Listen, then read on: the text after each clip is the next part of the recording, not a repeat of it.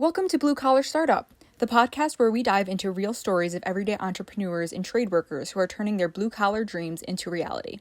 Whether you're a student exploring the trades, growing your business, or just love hands on work, this is the podcast for you. With a nationwide skilled labor shortage, we're here to explore the challenges, triumphs, and lessons learned from those who have built successful businesses from the ground up through integrity, grit, and hard work. From plumbing to carpentry, auto repair to landscaping, we cover it all. Get inspired, gain practical tips, and take the next step in your journey. So grab your tools, roll up your sleeves, and let's get to work. Welcome, everyone, to Blue Collar Startup. I am one of your hosts, Mike Nelson, here, joined by our other host. You're not going to introduce me? Oh, well, I was waiting to see if you were going to. we still got to practice that bit, I guess. I don't know if I'm supposed to introduce. You go ahead. No, Derek Foster, I'm the owner of Daigle Cleaning Systems here in Albany, New York. How are you, Mike? I'm well, sir. How about yourself? Doing well. Very nice. Before I introduce our guest, I just real quick, Derek, I got really small world. I got reconnected with Terry from Peak Environmental yesterday. Oh, great. And I had forgot that he had actually come on the show because I wasn't on that show. Yeah. And I was like, I think we've met before. And he's like, no, I was on the show a couple of years ago. I was like, well, we got to get you back on. But he was mentioning just that he's got a cool new robot technology that he's rolling out for lawns. Yeah. And it obviously made me think of you too with the new thing that you've rolled out as well. So I was just like, oh wow, I got to mention that to Derek before I forget it. Yeah, they're making their way into different industries. It's an exciting time to be alive. Yeah, it really is. What a wild world. A lot's changing, But Yep. yeah, that's cool. He's a great guy, and yeah, he did a great job on his episode. Yeah, so I'll connect you with you afterwards. But we were talking about doing a pod crossover with Cool. Blue Collar and with Buying Local, just so we can kind of get a little exposure on both. But yeah, there you go. Awesome. We'll connect on that afterwards. And last thing before we introduce our guests, I know that our outro talks about it, but I just want to take a quick moment, thank our sponsors, a couple new sponsors that have come on. We've got Peopleese. Thanks so much to Nick and his team over there, and Bonaccio Construction is giving us some support. Really appreciate that. Thank you, everybody from Bonaccio Construction. And then, of course, MLB Construction and Michael's group. I really appreciate you guys so much. And, shout out to Scott and Stacy over at Catamount Consulting for all the help that they're giving us right now. And they've really been huge on connecting us with some potential guests that are well-known organizations in the industries that we're interviewing, and really giving us some great perspectives, and really appreciate it. Scott and Stacy, thanks so much. And then, of course, mention Pam and Doug over there at the Coalition, Workforce Coalition for the Trades. Thanks so much for everything that you guys are doing to help the trades. So, yeah, absolutely. Second all of that. And, all of it. We're really excited today. Mason is joining us, and he was actually introduced by Jack Miller Contractors, and they're coming on, I believe, in another week or two. So very exciting stuff. So Mason, take it away. Why don't you introduce yourself and what you do? My name is Mason Lord, and I am one of the owners and founder of Hudson Valley Preservation. We're a design and build residential company in the northwest corner of Connecticut, Litchfield County. And recently I founded a workforce development initiative that we call Trades Up. We're a 501c3. And it's just been an experience to do a nonprofit after running a for-profit business for almost 35 years. And we're focused on young children to use tools with their hands. And I think we all know that this time is difficult for young people to get any experience with using tools and building things or any kind of trade type work, because things have been shop classes, home ec, all the hands-on type work for the most part has been eliminated from the schools. And screen time has gained a lot. I think we can all agree that people really are looking for ways that their children can have less time on the screens. And so 3 years ago in Kent, we put on our first event, and we really didn't know what to expect. We invited a number of tradespeople to set up an experience. And the idea was, we don't want you to really build anything. We just want children to use tools. And we had electricians, plumbers, tile, framing contractors, woodworkers, arborists. And the first year we had almost 500 people attend. And the thing that surprised us, I think our target audience we thought would be middle schoolers. It turned out that 5 to 12-year-olds were the age group that generally showed up with their parents. And I think we've come to understand that when kids get a little older, they're not really hanging out with their parents on the weekend. And the younger kids come and they're just having such a great time. And the tradespeople as well are having a great time too. There's a lot of smiling faces and just fun. And it's simple. And I think what we're really doing is we're teaching the fundamentals. Just like if you play sports or you play a musical instrument, what's the first thing that you would start to do? You'd learn the fundamentals, how to hold the instrument, how to block a tackling dummy. And what we're doing is teaching children how to not be afraid of tools. And they're using power tools. They're experiencing all the different trades in this one kind of family festival day. And so this year in October, the end of October, October 25th in Kent will be our 4th annual. Martha's Vineyard put on an event last year as well under our Trades Up nonprofit. And we've branded the event as Spark. And we're really looking to create a spark in young people so that they will have confidence, and maybe they'll go into the trades, maybe they won't, but they'll have they won't be intimidated going into a lumber yard or meeting tradespeople. And so we have local goals with doing workshops, and we are doing workshops. And then we have national goals where we would like to have other communities be able to put on this same kind of event. So we're creating a guidebook and a master task list so that other communities can do this. And we're in the early stages of creating a cohort with 3 different communities, 2 in the Northeast and 1 in the Midwest. And we're going to see where this will take us. That's awesome. I know my 5-year-old would eat it up. He loves getting outside. Every time I'm going out to do something, he's like, "Can I help? Can I help?" Yeah. Which is, to your point too, Mason, is the exact opposite of my 16-year-old son, who that's just work and he doesn't want to do that. He wants to play his guitar or play video games or whatever. So it's interesting that the younger kids, and I saw on your website, I think it says like 61% of the kids that are taking advantage of this are in that younger age range. Would you say 5 to 10 or 5 to 12? I think 5 to 12. Yeah. Yeah. Yeah. So Yeah, 60%. That's a lot. That's a big number compared to the rest. But yeah, That's amazing. We're also seeing a lot of girls.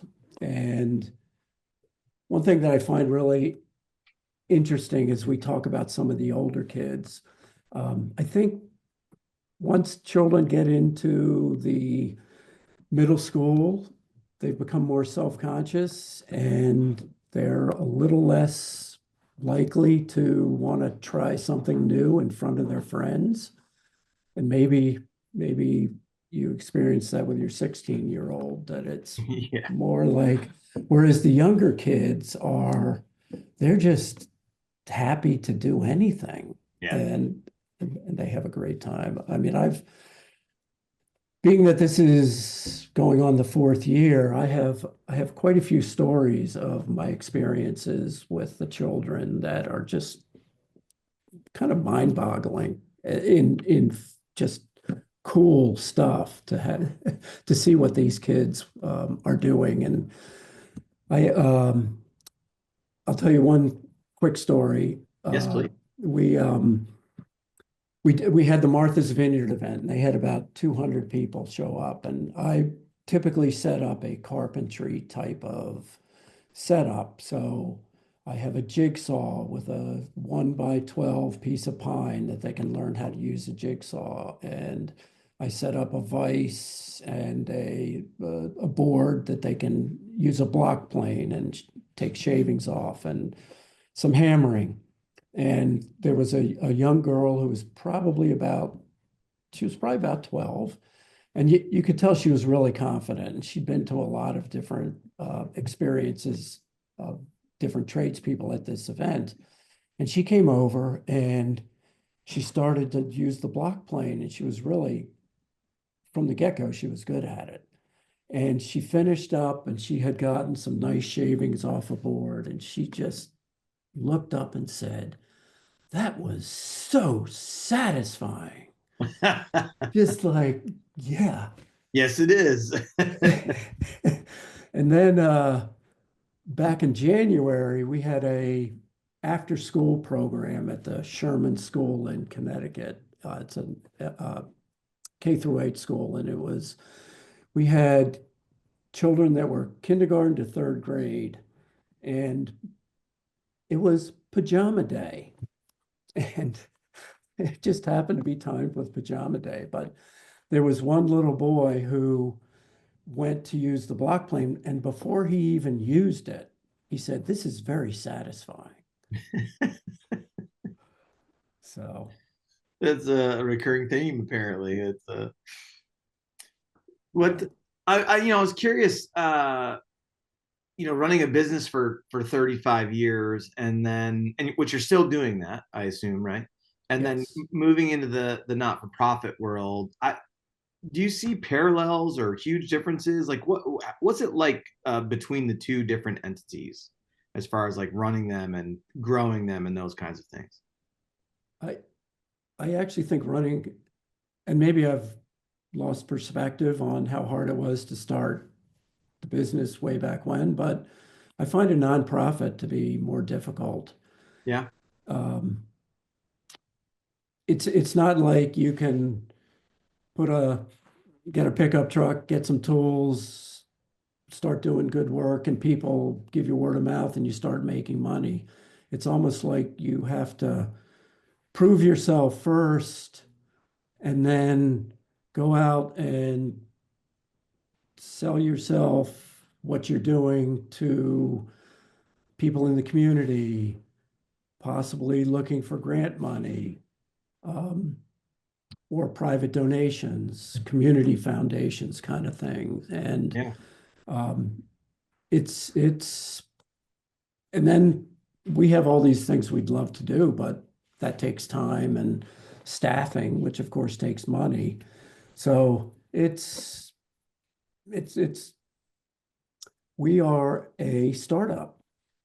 Yeah. And I'm, at some point in time, I was a startup in the residential construction industry, and that wasn't easy either. But I just feel like the nonprofit, there's a difference in the order of how things go.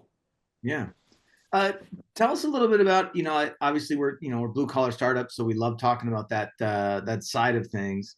Tell us a little bit about starting up your residential construction business. What was that like getting going? I'd love to know. I'm sure the listeners would love to know, kind of like what you did before and what that transition looked like into you owning your own business and getting it off the ground. Well, I'll go back to I'll go way way back. Way back. Way back. I grew up in Baltimore, Maryland, and my father died when I was 7 years old. And I had a kindly neighbor, Mr. McNair, across the road from me, and he invited me to work in his wood shop in the basement. And so that's where my spark was created, and making little pieces of furniture. And then from there, I was lucky. I went to a high school that had industrial arts. Actually, middle school had industrial arts as well. So I was making furniture, and I even built a boat my senior year, which I still have. You still have it? I still have it. That's amazing. Hasn't been in the water in quite a few years, but it's one of my goals to Do you think get it's that. still watertight? It's still floating for you? Oh yeah, well, oh yeah, That's yeah, beautiful. That's yeah. amazing. It's called the Saucy Shingle. It was a Popular Mechanics design, and it's a little hydroplane.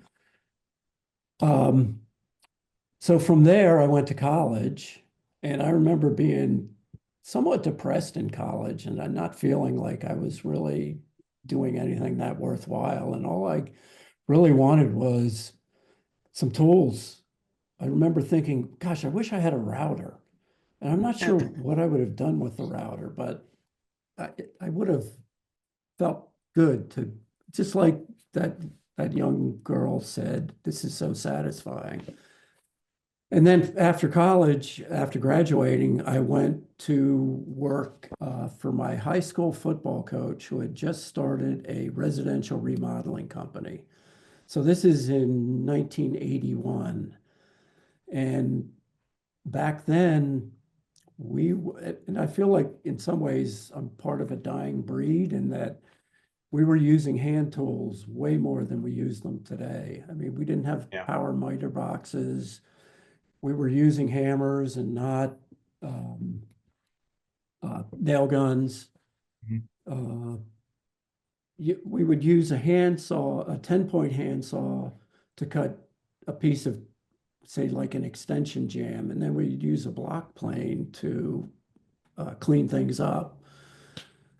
So I think maybe that's why I really like working with the early part of it, because hand tools they really are a very satisfying part of working with your hands. So I left and moved to New York State 2 years, so in the fall of 1983, and went to work for the National Trust for Historic Preservation, which had a restoration apprenticeship program in Tarrytown, New York, at the Lyndhurst Mansion. Lyndhurst is one of the national landmarks, and it was owned by Jay Gould, one of the 19th century robber barons, right on the Hudson River. So I worked there for a year and pretty much went out on my own as a carpenter for hire. Really started my business with with Craig Marchessault, who Craig and I were at the National Trust Apprenticeship Program. And together we went out, and this is like, okay, how do you start your business? Okay, we had a job. Somebody was going to pay us to do carpentry work. So we decided, well, okay, we better make this look a little more official. So we each put $100 into a bank account and went from there. Back then, there was no internet. So if you wanted to learn how to do things, there was Find Home Building magazine. There was the Old House Journal. And then you just did it on your own and figured things out. Yeah, no YouTube University back then, right? Yeah. I mean, it's really great now that the way there's so much out there that you can learn from, and not all of it is good, but a lot of it is really, really good. Yeah. So that was 1987 that we basically hung out our shingle, and we had a rough go. The Putnam County Courthouse in Putnam County, New York, which is a municipal building. We wanted to do the restoration carpentry on that project. And actually a Albany area architectural firm. It was Mesick Cohen Waite back then, and now it's Jeff Baker is one of the principals there now. They were the architects. They had a qualifying piece for how you would be able to get into this municipal job, because, it's prevailing rates and all that.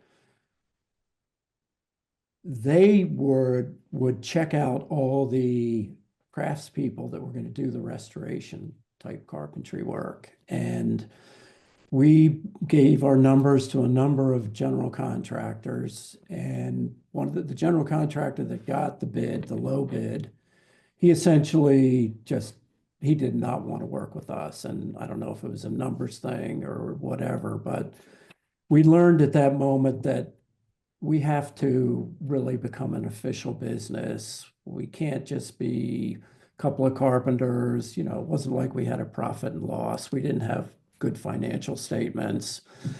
And so it was kind of like, okay, time to put on our big boy pants. And we incorporated in 1991 as Hudson Valley Preservation.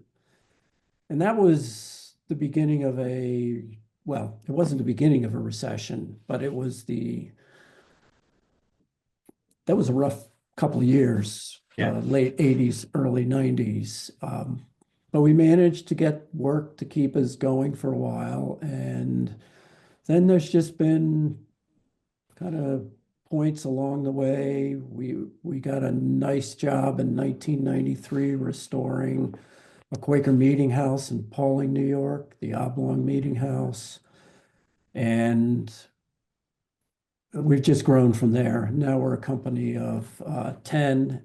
We do a lot of residential remodeling, a lot of work on antique homes, as well as we're working with a panelized home company out of New Hampshire, Bensonwood. And people listening to podcasts might be familiar with Ted Benson. He is a timber framer from back in the 70s. He was one of the founding members of the Timber Framers Guild.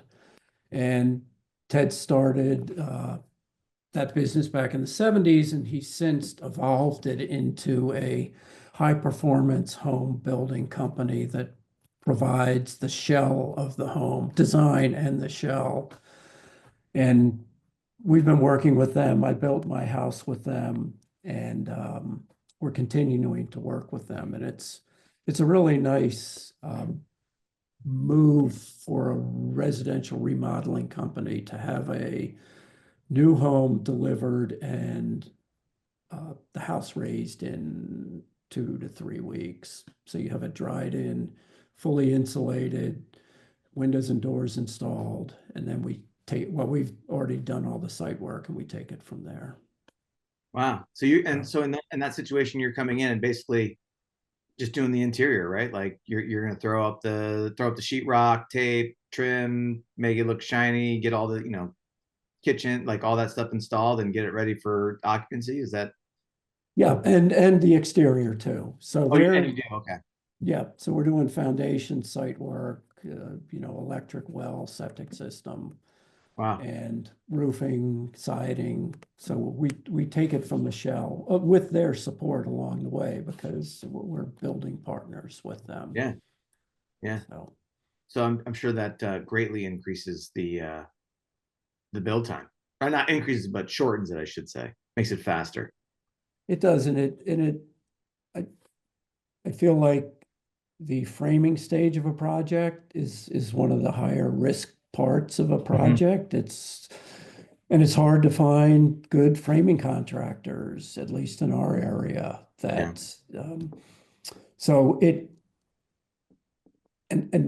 in high performance home building, you want to have things taped and really airtight. And where do you put the windows in the wall assembly? Because these walls are 12 inches thick and they're already installed. So there's another risky piece, installing big windows. So it's a really nice partnership that we've developed with them. Do you see that kind of home building as a trend that's going to grow for the future? Like, do you see a lot more of that? Kit's the wrong word, but it's a lot of prefab stuff, right? There's a lot of construction happening at their facilities, and they're shipping this basically a, mostly built house up to you, and you're installing it on a foundation and then finishing it. Uh, Yeah, is that going to continue to rise, do you think? I think it will. Yeah. Factory built homes are, I mean, building inside is certainly a better way to build because none of the materials are getting wet. Yeah. Um, but we'll see. I mean, I know of uh, at least half a dozen panel or modular companies in the Northeast Hmm. uh, doing things in a variety of different levels of how far they go. They could be just supplying a framed wall. But there's some modular companies that are essentially setting a house and bathrooms are there, all the plumbing, electric, you're connecting electric and plumbing. But for the most part, that's a finished product. Yeah. And I think those are really great for ADUs. Um, What's an ADU? I'm sorry. um, um, why is it? Uh, Accessory dwelling unit. Okay. So they would be, uh, you have a property and you're, depending on the municipality, they have different regulations on the sizes of them and how that can go. But essentially, it's a really good way to help with the housing crisis that we have now, Yeah. providing smaller homes that your in-laws could move into or um, other family members. So Interesting. yeah. What do you think, in those early years, especially, what do you think from a startup standpoint, what some of your bigger challenges were? Um, Making money. That is always the big one, right? Yeah. Um, Taking little steps along the way. Oh, we need to get workman's compensation insurance. Um, we have to learn how to talk to clients and sell projects. I mean, I think a lot of tradespeople, myself included, are not super comfortable talking to people we've never met about money.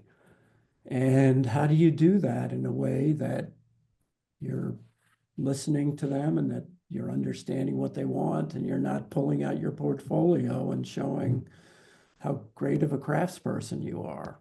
The learning the business side, um, hiring employees. Uh, Sometimes things like OSHA shows up on your job, and that's an unexpected stress that and potential financial loss. And We've not a been, happy surprise when they show up, right? yeah, no, no. And sometimes things don't go well with clients and they're not happy, and that's always stressful. And I think I share with a lot of tradespeople is how that affects your mindset and how you take it on is, oh gosh, this person's really unhappy. And until this is resolved, I don't having a really hard time. So it's, so I think those How are, do you deal with that? Like in those, because that's a common theme I think across almost every industry, right? Is when things aren't going well, it can have a huge mental and physical impact on you just from the stress. How would you handle those situations to try to would you just muscle through, or did you have tactics or methods that you would use to kind of help yourself get through some of those things? well, what I would say is years ago, I basically muscled through and suffered through the anguish of dealing with that. But I from a personal mental health perspective, I meditate. From a physical perspective, I do yoga, and I think that's helped me to maintain a pretty flexible body and relatively injury-free. But I think it's looking at those kind of problems as growth opportunities as well. And that obviously, if you're in a situation that's not going well, it's never 100% the other side. You've always got some responsibility, whether it's a 50-50 misunderstanding or it's a 10% of the problem was my problem, but it's a growth opportunity to fix whatever caused this rift between you and the client. So I think it's always good to look at okay, what can I do differently as moving forward? Mm-hmm. Yeah. Mason, Yeah, sorry, go ahead. Mike, I didn't mean to cut you off. I was just going to Yeah. ask, yeah, did you have any mentors or people that you leaned on to help you through some of those challenges as you started to grow? Well, I had mentors from the beginning. I mentioned Mr. McNair. I had coaches that were mentors. My shop teacher was a great mentor. Um, and then as going through, actually, John Misek, I mentioned his architectural firm. John Misek was a mentor. Um, but you're not asking that. Mentors that helped with that. So starting in the mid-90s, we used to go to, and we still do go to, the Journal of Light Construction, has a conference annually in Providence. We're going there tomorrow. The conference started today. And there were a number of people that would speak because they have sessions on how to run your business, how to estimate, how to project manage. And I had mentors there. And I think that was really a big piece, the continuing education. So I wouldn't say there was somebody that I could just go to and say, look, I'm dealing with this problem, and what would you do? And I can't really think of anybody specifically for that. I feel like in a lot of ways it was a path that we just had to forge ourselves. I think today it's maybe a little easier because there is so much information out there to be able to commiserate. I mean, podcasts are, there's quite a few podcasts that I think you could learn from, just like this one. I agree. What are some that you listen to? I listen to the Fine Home Building podcast. Nice. I listen to the Modern Craftsman podcast sometimes. Let's see, those are probably the main industry level ones. I have a few that are kind of just the entertainment brain to let the working world go by and do something completely different. Gotta have them. Can't Yeah. all be industry related, right? Yeah. No, actually, I listened to Simon Sinek. Simon Yeah. Sinek wrote the book. I'm a fan. Yeah, he has a podcast called A Little Bit of Optimism, and it's a nice podcast, and I learned from that. I'm blanking on some of the others, but that one just came to mind. Yeah, that's a good list. Let's try to get the listeners some other. I mean, they spend all their time obviously listening to the Blue Collar Startup, but we got to give them some other options for when we don't have any new episodes out for Um, you mentioned yoga and meditation as ways to help handle some of the stress and not just handle the mental stress, but also keep your body flexible and durable and able to withstand injury, so to speak. What do you have like any kind of morning routine? Like, is that something you do every day, or what does that look like for you? I pretty much get up at the same time every day, about 4:45 in the morning, and I have a stationary bike. I used to run in the mornings, um, but about 5 years ago, I was having a hard time breathing. And it turns out that I have exercise-induced asthma, and I think that's all attributable to the years of breathing in nasty, dirty fiberglass, mouse-filled insulation and breathing in dust, that it's affected my lungs. So I really can't, I mean, I could run, but I don't enjoy it as much anymore. And maybe it was a good thing because that's when I'm 66 years old, and joints and things like that start to suffer a little bit. So Yeah, I ride a stationary bike now, and I do that in the morning. I do push-ups and sit-ups and stretch, and not every morning, but a lot of mornings I'll meditate as well. nice. And yeah, but I think that's another really good thing, to have a regular routine. I mean, it sounds kind of boring, but you get up, you get at it, and day after day, you just do the same thing, or maybe do a little bit of variety, but Yeah. And I wasn't laughing at your exercise induced asthma. I was laughing about the mouse filled insulation. I think if you've ever ripped out an old wall, you know exactly what that looks and smells like. It's got a specific scent no matter where you are, that mouse droppings in the insulation. So yeah, yeah. And the other thing, when I started, it wasn't like there was a lot of, that we call it PPE today. I mean, mhm. dust masks. I would have loved to have had a cartridge ventilator back in those days. Yeah, We had those very thin cotton dust masks, and I'm pretty sure that wasn't doing a lot. We stripped a lot of lead paint with heat guns, and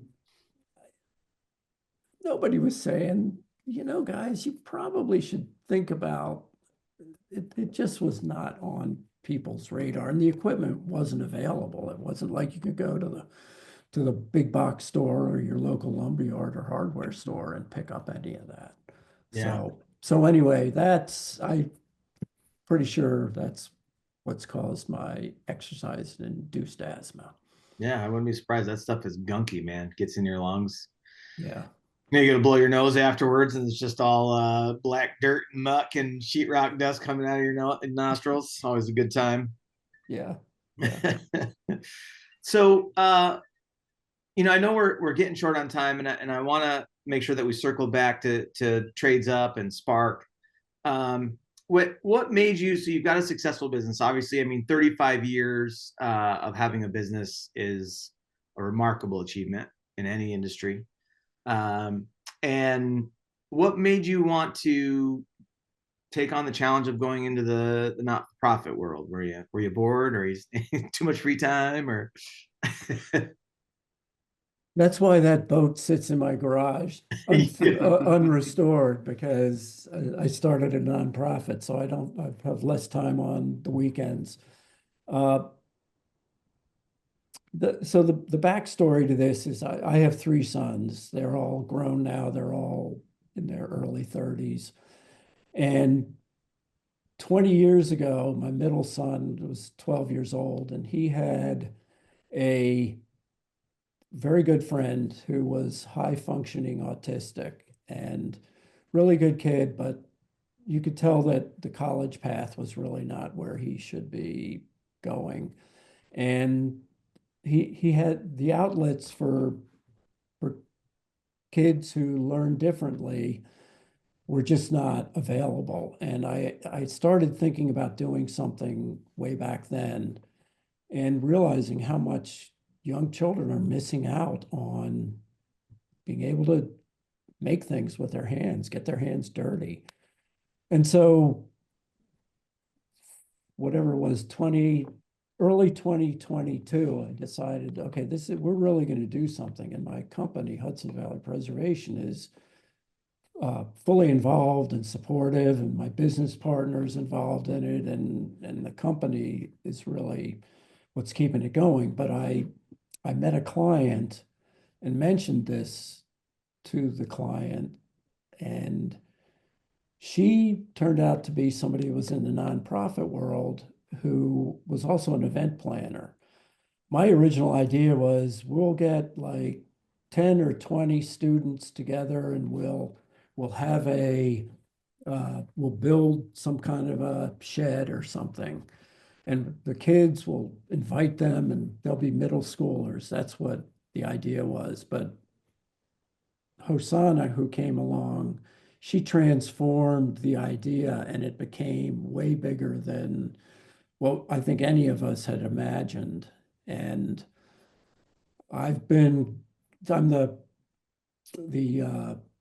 president of the board, but we've had so much help along the way, and the tradespeople that have come. We had a general contractor from the Boone, North Carolina area come up. Oh, wow. Andy Steele.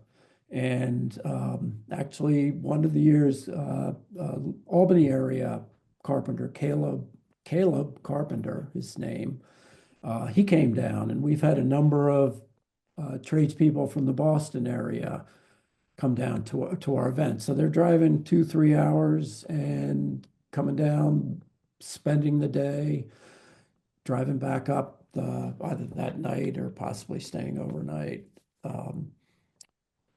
So there's times when I go to myself, my high school friends are retiring and I'm starting a second business. It's like, what am I, you know?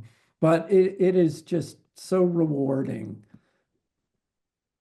doing board meetings, and a lot of that stuff is not like trying to find money, not really rewarding, but seeing the looks on the kids' faces and how much it means to the children and their parents is really very rewarding, and that's what keeps me going with it. That's awesome. Do you have any events coming up in the near future, Mason? Well, we're going to have our one in Kent, October 25th, and that's at the Connecticut Antique Machinery Association and the Eric Sloan Museum. So, Michael, I don't know if you've ever heard of Eric Sloan, but if you haven't, you should look him up, being that you're an old house person. Yeah. Very cool. He was an artist, wrote books, and so the museum in Kent is of a lot of his tools and just showing how things were done in the early days. Yeah. We have a couple of workshops this summer at the Sloan Museum. One will be a plumbing and another will be an electrical. And those are smaller. They're generally 10 to 15 kids, and they're usually a little older. And we do some pop-up events.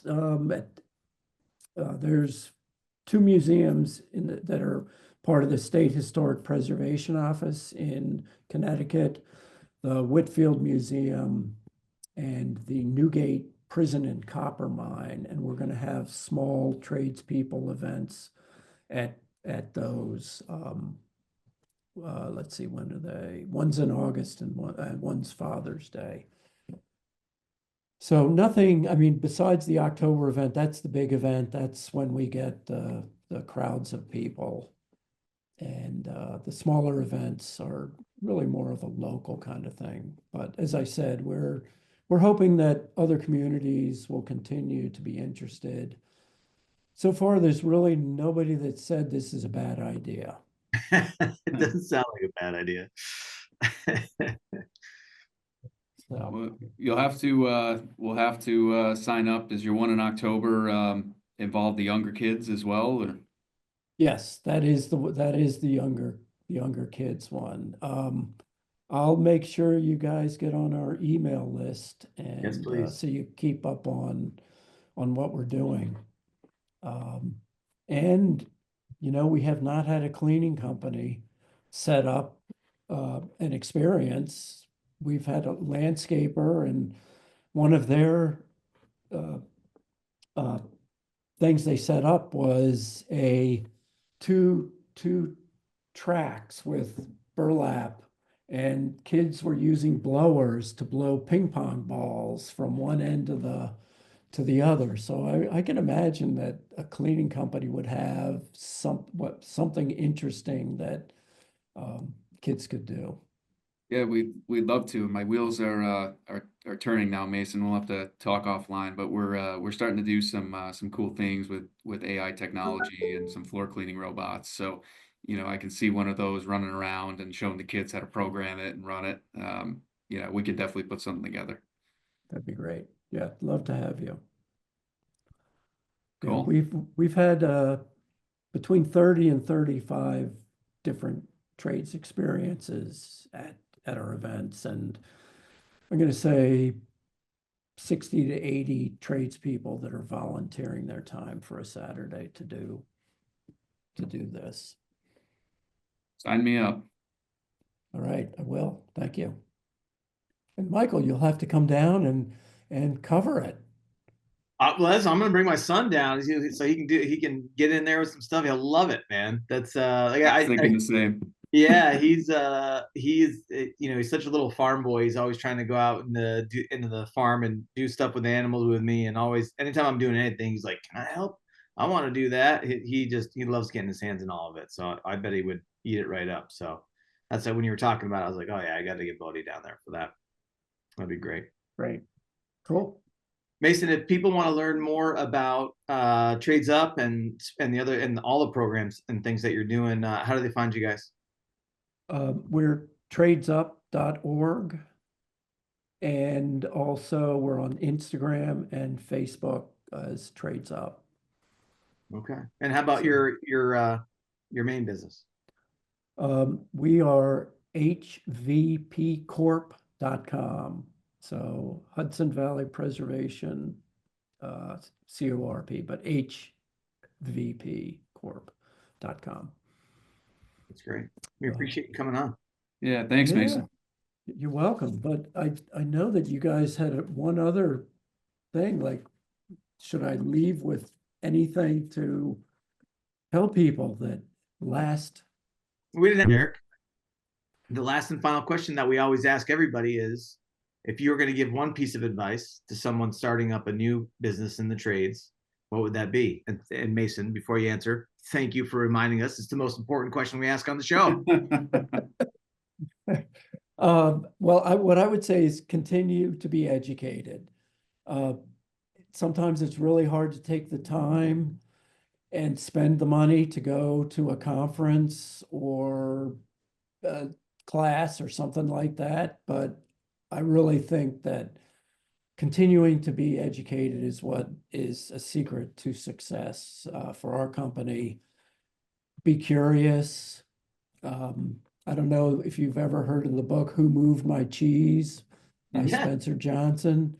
That is just, there's such truth to that, is just keep moving, keep going places, because things are going to get stagnant somewhere. And if you don't keep changing and growing as times change, like as you're talking about, Derek, the AI robots and everything, if you're not paying attention and continue to be curious, you're going to miss out on staying current. Awesome advice. Yeah. Thanks, Mason. And thanks again for reminding us to ask our own questions here. We're getting I don't know what the word is. Well, thanks again, Mason. Really appreciate you coming on the show and talking to our listeners and sharing your program with us. And we'll have to have you on again here after the fall show and talk about how it went and give us some good stories of those cute little kids playing with hand tools. That's got to be the most adorable thing on the planet. So Yeah, they are power tools too. We've had Oh, we yeah? use circular saws. Oh yeah, 5-year-olds using circular saws to cut a little block off a 2x4. That's So awesome. yeah. I remember my 16-year-old a few years ago. I remember putting the Sawzall in his hand for the first time, and he was so nervous. And I was like, "Listen, it's not going to hurt you." Let's, talk to him about how to be safe with it. And then after that, that's all you want to do is just cut stuff with that Sawzall. Like, he didn't want to put it down. It was great. Yeah. Great. Definitely. So, well, thanks again, Mason. Enjoy the rest of your day. And like I said, thanks for coming on. And just one more quick thank you to our sponsors. I can't thank you enough for the support that you're giving us and the ability that you're giving us to be able to donate to HVCC and the BOCES and to help young future trades workers with tools and tuition and all that fun stuff. So thanks everybody that's on that list that I mentioned before, and that's going to be here in a second in the outro. Thanks, guys. And that wraps up another episode of Blue Collar Startup. A big thank you to our sponsors, 5 Towers Media, Daigle Cleaning Systems, Daigle Fire Solutions, The Michaels Group, MLB Construction, Bonaccio Construction, Peoplease, and Catamount Consulting for making this podcast possible, and thank you for tuning in. If you learned something or felt inspired, connect with us on our website at bluecollarstartup.io or email us at hardhat.bcsu@gmail.com. We'd love to hear your questions and topic ideas. Help us spread the word by sharing the show and following us on social media for updates. Until next time, keep on building, keep on dreaming, and keep hustling like your future depends on it.